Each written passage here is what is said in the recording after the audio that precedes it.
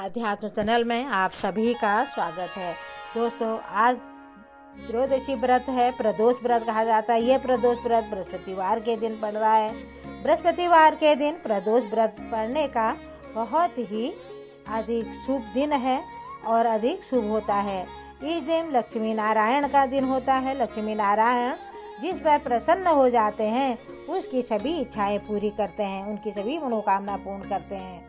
और त्रयोदशी व्रत के दिन भगवान शिव की पूजा की जाती है, शिव गौरी की पूजा की जाती है और उस दिन जो शिव जी पर जल चढ़ाता है उसकी सभी इच्छाएं भी पूरी होती हैं। बृहस्पतिवार के दिन इस त्रयोदशी व्रत का बहुत ही बड़ा महत्व है। इससे धन धान्य की बरकत होती है, माँ लक्ष्मी प्रसन्न होती है। शत्रु विनाशक भक्ति प्रिय व्रत है यह अति श्रेष्ठ। 12 मास तिथि सबसे भी है यह व्रत अति ज्येष्ठ। इस कथा को मैं आपको बताऊंगी। एक बार इंद्र और वृत्रासुर में घन घोर युद्ध हुआ। उस समय देवताओं ने दैत्य सेना पराजित कर नष्ट भ्रष्ट कर दी। अपना विनाश देख वृत्रासुर अत्यंत क्रोधित हो स्वयं युद्ध के लिए उद्धत हुआ। मायावी आसुर ने असुरी माया से भयंकर विकराल रूप धारण कर लिया। उसके स्वरूप को देख इंद्रादिक सब देवताओं ने इंद्र के परामर्श से परम गुरु बृहस्पति जी का आह्वान किया। गुरु तत्काल आकर कहने लगे, हे देवेंद्र, अब तुम वृत्रासुर के कथा ध्यान मग्न होकर सुनो। वृत्रासुर प्रथम बड़ा तपस्वी कर्मनिष्ठ था। इसने गंध नमादन पर्वत पर उग्र तप करके शिव जी को प्रसन्न भी किया था। पूर्व समय में यह चित्ररथ नाम का राजा था। तुम्हारे समीप स्थल जो सुरमय वन है वह इसी का राज्य भी था। अब साधु प्रवृत्ति विचारवान महात्मा उन वन में आनंद लेते हैं और भगवान के दर्शन के अनुपम भूमि है। एक समय चित्ररथ स्वेच्छा से कैलाश पर्वत पर चला गया था तो भगवान का वह स्वरूप भी वाम अंग में जगदम्बा के में विराजमान थी।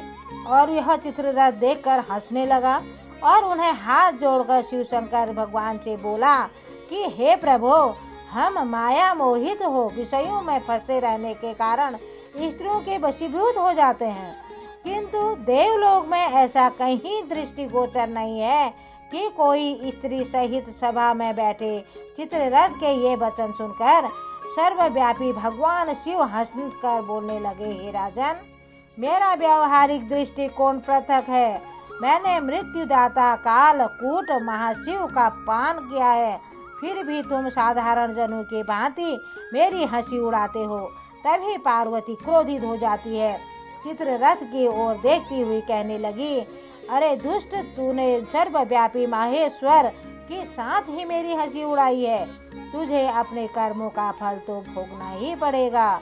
इसीलिए वह उपस्थित सभासद में महान विशुद्ध प्रकृति के शास्त्र तवान्वेषी हैं और सनक सनंदन संत कुमार हैं। ये सर्व अज्ञान के नष्ट हो जाने पर शिव भक्ति पर तत्पर है। अरे मूर्ख राज, तू अति चतुर है, अतएव मैं तुझे यह शिक्षा दूंगी कि फिर तू ऐसे संतों की मजाक का दुस्साहस भी नहीं कर पाएगा। अब तू दैत्य स्वरूप धारण कर विमान से नीचे गिरे। तुझे मैं शाप देती हूँ कि अभी पृथ्वी पर चला जा। अब जगदम्बा भवानी ने चित्ररथ को ये शाप दे दिया कि तत्क्षण विमान से गिरकर राक्षस योनि को प्राप्त हो गया और प्रख्यात महासुर नाम से प्रसिद्ध हुआ। त्वष्टा नामक ऋषि ने उसे श्रेष्ठ तप से उत्पन्न किया और अब वही वृत्रासुर शिव भक्ति में ब्रह्मचर्य से रहा। इस कारण तुम उसे जीत नहीं सकते थे। अतः मेरे परामर्श से यह प्रदोष व्रत करो, जिससे महाबलशाली दैत्य पर विजय प्राप्त कर सको। गुरुदेव के वचनों को सुनकर सब देवता प्रसन्न हुए और गुरुवार त्रयोदशी प्रदोष व्रत को विधि विधान से उन्होंने ये व्रत किया। धन्यवाद।